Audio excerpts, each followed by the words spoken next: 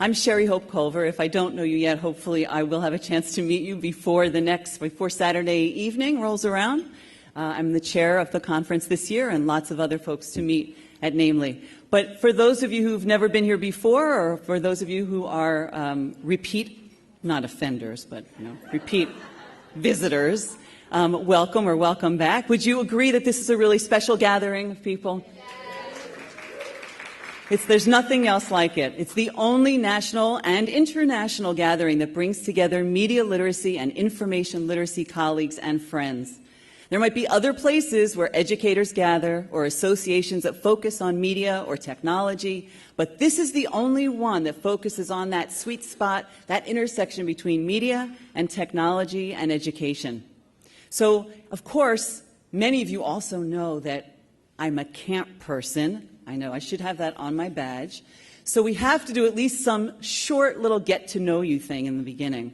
And the main thing that conference attendees always say that they want at conferences is an opportunity to meet other folks. So if you could just take a minute and introduce yourself to someone at your table that you have not said hello to yet, or hug someone you know just briefly.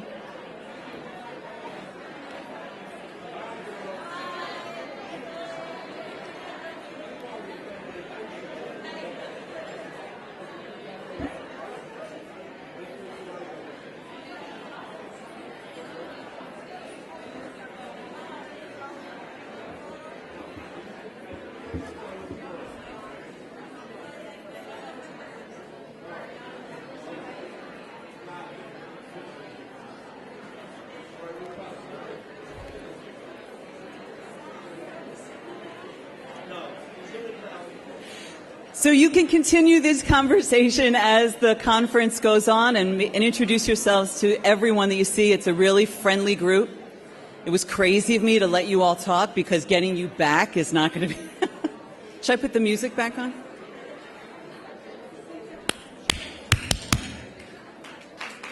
All right, teachers.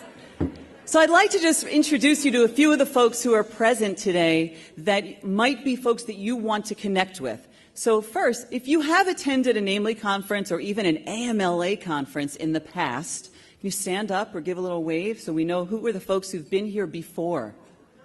Yeah? Okay. And how about folks who are here for the first time? Folks who are here, wow. Awesome. How about folks who are here from the West Coast? How many folks do you have here from the West Coast? All right. And how about from the East Coast? Woo. And how about from the South? Any folks from the South? And how about from the Midwest? We've got some Midwesterners here. Yeah, you can find each other or find other people. How about folks who are here from outside of the United States? Folks who are here from outside the U.S. So we have a special group, well, everybody is special, of course, but we do have a group of people who are here as part of the university collaborative known as MILID, Media and Information Literacy and Intercultural Dialogue, and I would love to have those folks stand up so people can see who they are, the MILID group. These are folks at universities all around the world, and you'll be hearing more about this group. How about folks who are members of the NAMLE Board of Directors? We have a number of people who are here from the board. Yeah. Cindy over there, got some folks. And how about folks who are here from our NAMLE Leadership Council and the Student Leadership Council? Yeah. And one other group, anyone who's ever served on the board of NAMLE. If you've ever served on the board, we have a number of NAMLE folks who have been on the board in the past. Okay. And then one last little group to look at. So how many pre-K teachers? Pre-K teachers we have. We had a pre-conference yesterday that really focused on pre-K. And how about folks who are in sort of kindergarten through 6th grade, elementary? We have a few. Middle school and high school and higher ed and something different? Like after-school program or publishing or something else? Okay. So the reason I spend a moment to do that is one of the really unique elements of the NAMLE conference is that mixture. And there are opportunities for you to attend other professional conferences where you are around people who are more likely like you professionally. And it is one of the joys of the NAMLE conference that you are likely to connect with folks who do something that you do not. So you may want to connect with another teacher who does what you do, but you also might want to reach out to anyone here, because it's a group of people who are all practicing media literacy education in some way. So that's really, you've got an instant place of connection, even though you may not be doing it in exactly the same space. So we have filled this day with incredible sessions and speakers, and we've invited you to a lovely space, but now it is truly in your hands. I'm sure many of you have attended lots of conferences, and sometimes you leave those conferences feeling like, it was okay. I'm glad I went, it was all right. But sometimes you leave a conference feeling, this was awesome. And that's my wish for you, that you leave this conference feeling like, this was incredible. I am so glad I was here. And so we can set the stage for you, and then you need to take the ball and run with it, and I hope you do. So I would like to introduce you to our first speaker this morning. He's actually my boss. David Boardman is the Dean of the School of Media and Communication at Temple University in Philadelphia. And previously, he served as the executive editor and senior vice president of the Seattle Times, the largest news organization in the Pacific Northwest. In 2012, the Online News Association chose the Seattle Times as one of the 4 best large news websites in North America. Under his leadership, the Times won the 2012 Pulitzer Prize for investigative reporting for a series revealing that state policies had led to hundreds of unnecessary drug overdose deaths. In 2010, the Times won the Pulitzer for breaking news. He's the president of the American Society of News Editors, the nation's premier organization for leaders in journalism. He's also the president-elect of the Accrediting Council on Education in Journalism and Mass Communication. How he has time to be the dean of Temple, I do not know. He's chairman of the National Advisory Board of the Poynter Institute for Media Studies and a Poynter Ethics Fellow, and serves as chairman of the Center for Investigative Reporting in Bosnia and Herzegovina.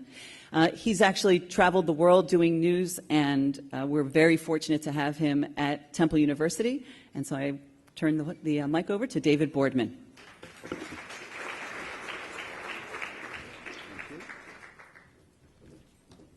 Thank you, Sherry, and welcome everybody. Good morning. Welcome to our beautiful and historic city, my adopted city that I'm really enjoying immensely. It was here just a few blocks away from where we are this morning, 229 years ago, that the concept of democratic self-governance was crafted into its most elegant and enduring form, our Declaration of Independence.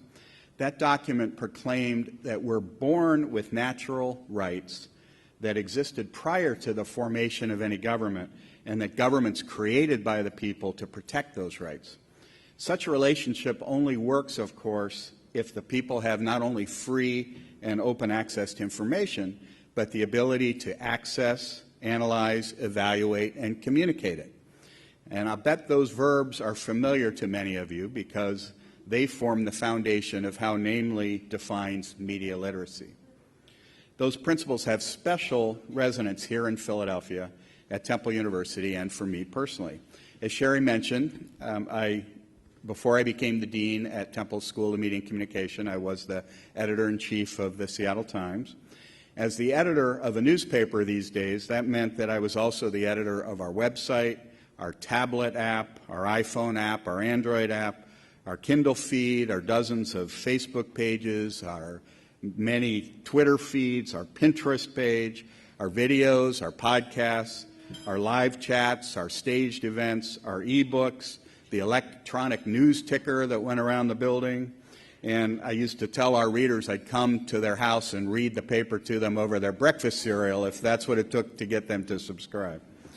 So that's the labyrinth of today's content producer, and it's the maze that consumers of news and information must navigate.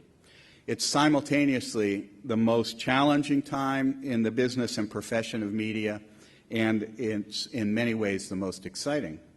There's more valuable news and information available to consumers than ever, and more meaningless noise. There's more opportunity to connect across the fault lines of race and class and age and income and religion and gender and political perspective, yet those fault lines just seem to be getting deeper and wider.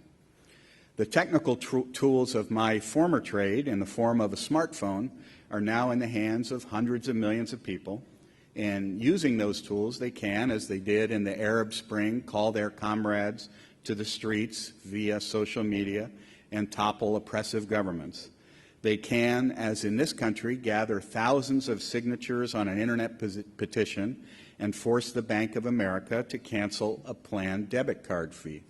They can elevate a single incident in Ferguson, Missouri, to a point of meaningful national dialogue and debate.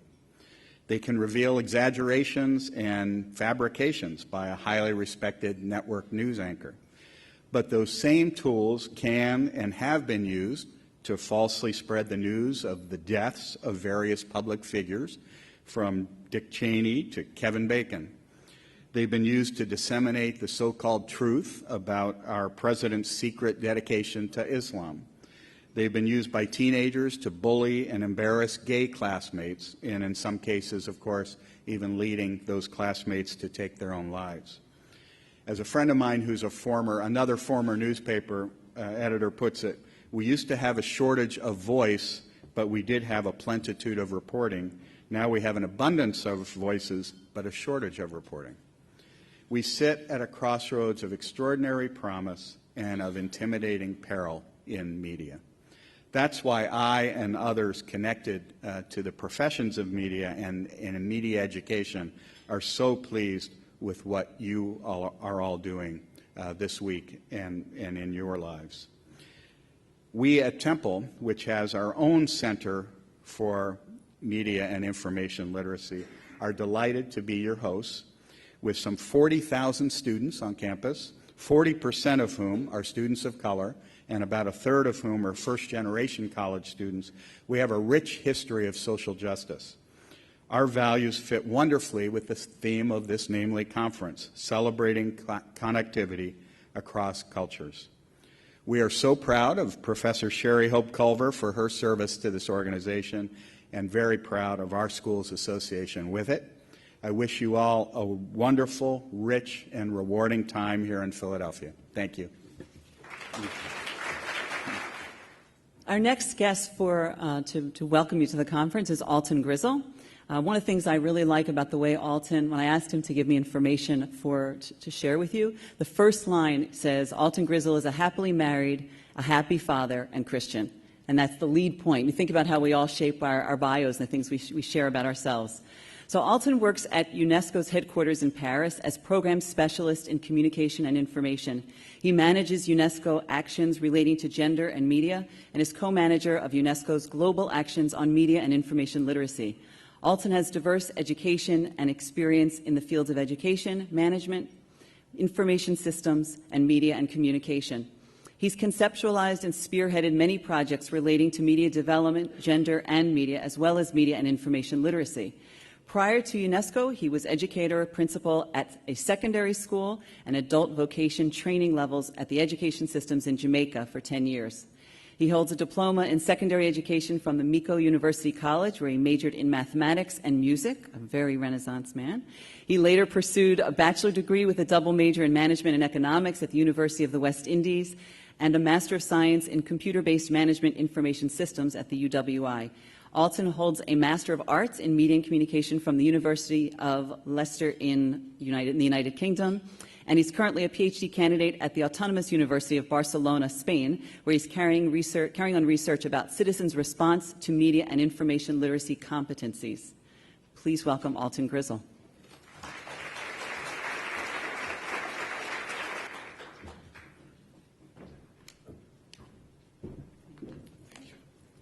Thank you so much, Sherry. I've sent that profile across the world. It's a little bit of an anecdotal research. And in 11 years in UNESCO, that profile was always edited. And the most important line to me was always taken out. And I've had two experiences of that most important line to me. In fact, when I send that profile, I say to persons, you're free to take whatever out that you want to take out. You just take out whatever you want. You can shorten it. You decide. But this is the second time that the most important line for me is kept in. But the first time that it is acknowledged the way you did it, Sherry. So thank you so much. Howdy, everybody. Wagwan. Let me translate, and maybe you'll respond after I translate. Hello, everyone. Good morning. How are you doing? What's up? Now I get a response. I'm from Jamaica, not very far from here, but as Sherry said, living and working with UNESCO in Paris, which is a little farther away from here. This is my second time to Philadelphia, and what a wonderful city it is. I'm particularly moved by the second name of the city of brotherly love.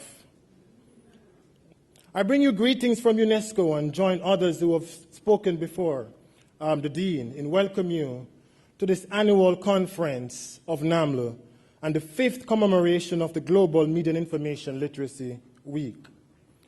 I've decided to conceptualize gatherings like these not as mere conferences, but rather as meetings of minds. For it is minds, people, interacting, sharing, creating knowledge, and giving birth to change. That's the reason why we're here. And this is what UNESCO stands for. So I welcome you to this meeting of minds. The Global Media and Information Literacy Week is enabled by UNESCO and the Alliance of Civilization, as you have heard, the Global Alliance for Partnerships on Media and Information Literacy. And I just want to acknowledge my colleague who is here from the Alliance of Civilization, Jordi. Could you stand, please, so that you can be seen?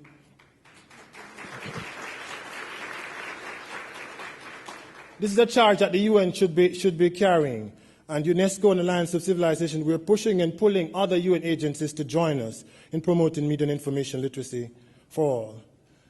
This is the 5th year, as I said, of Global MIL Week. And NAMLE is such a fantastic platform to host and this feature meeting of minds. I say feature because we have partners in different parts of the world who are organizing local and online activities to celebrate the week.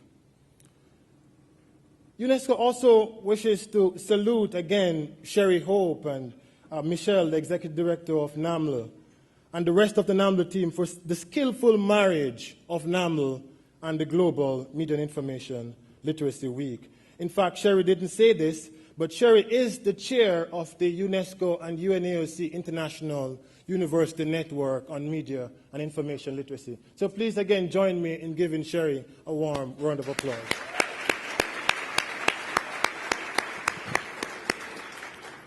Finally, in respect to recognition, UNESCO would like to acknowledge with deep respect and gratitude members of the International Steering Committee of the Global Alliance for Partnerships on Media and Information Literacy. Not all the representatives could attend, and I'm going to rush through this part very rapidly, but we have Carolyn Wilson here, who is the chair. If you could just please stand very rapidly. Chido, who is the vice chair. Dorcas Bowler, I'm not sure if she's here. She's General Secretary. Oh, she's there, over there. We have representatives from Latin America and the Caribbean, Alexandre Vossi from Brazil, from Asia Pacific, Kyoko and Jack Tar Singh, and also from Europe, Spain, Thomas. What a powerful theme proposed by NAMLE and adopted by the Global Media and Information Literacy Week, celebrating connectivity across cultures. And I'd like to use the rest of my remarks for us to reflect very rapidly on this theme. We'd all agree that it's not the interconnection of machines across cultures that we celebrate. Rather, we celebrate the interconnection of minds, peoples across cultures, leading to transformation of people, space, and time. And most crucially for this conference and this meeting of minds, leading to the transformation of competencies. These competencies UNESCO calls media and information literacy, which have become very indispensable in the 21st century. It's a celebration of cultures. The meeting of minds follows the World Day for Cultural Diversity and Dialogue and Development, which was on May 21st. On that occasion, UNESCO Director General Irina Bokova noted, just as ignorance of each other's ways and lives exacerbated mistrust and misunderstanding between peoples, the search for peace calls for mutual knowledge of cultures and peoples to be strengthened so as to promote better understanding of each other. Together we form a kaleidoscope of merging cultures and intermingling of cultures, enriching and strengthening each other, reinforced and kept afloat by media, the internet, and technology, and libraries and other information providers. It's almost a scientific fact and a universal principle, like gravity, that the electronic and virtual world has hastened global cultures. Note that I said global cultures, because indeed many cultures have gone global and not just one. Celebrating connectivity across cultures renews sociological theories of knowledge and learning, such as connectivism, social constructivism, and interpretive phenomenological analysis.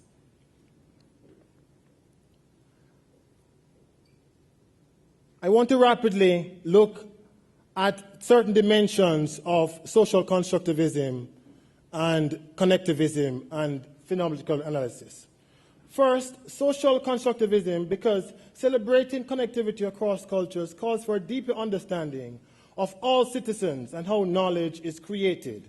That knowledge is created collaboratively in groups for one another. That we engage deeply, as we engage deeply within a culture or cultures, we're learning all the time. And all citizens need to acquire this knowledge, and media and information literacy can help. Secondly, celebrating connectivity across cultures recognize the need to illuminate citizens' understanding of the social and cultural context of learning, which is connectivism, which is related to Bandura's social learning theory. All citizens must have the basic understanding of the relationship between their work, experiences, social experiences, and learning and knowledge. And that learning is an actionable item. It requires a change in behavior, and that learning can reside outside of the human person in databases and organization. And finally, celebrating connectivity across cultures draws attention to the need for individuals to understand how their experiences in a given context are affected by their social surrounding. This is important because, indeed, people have always experienced different phenomena. The phenomenon of war and peace, the phenomenon of intercultural, interreligious, and interracial conflicts, the phenomenon of inequalities, including gender equality, the phenomenon of climate change, the phenomenon of right to education, freedom of expression, privacy, and other related human rights, the phenomenon of youth radicalization on the internet.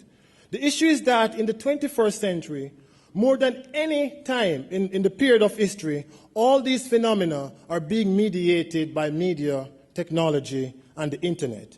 Media and information literacy can enable all citizens to understand what new dimensions media and technology bring to their experiences, and what new opportunities and risks these tools provide. And note that I said opportunities and risks, because it's important as a development community promoting media and information literacy that we do not focus only on the risks, but we also focus on the opportunities. Just last week, UNESCO culminated an international media meeting of minds titled Youth, the Internet, Fighting Radicalization and Extremism.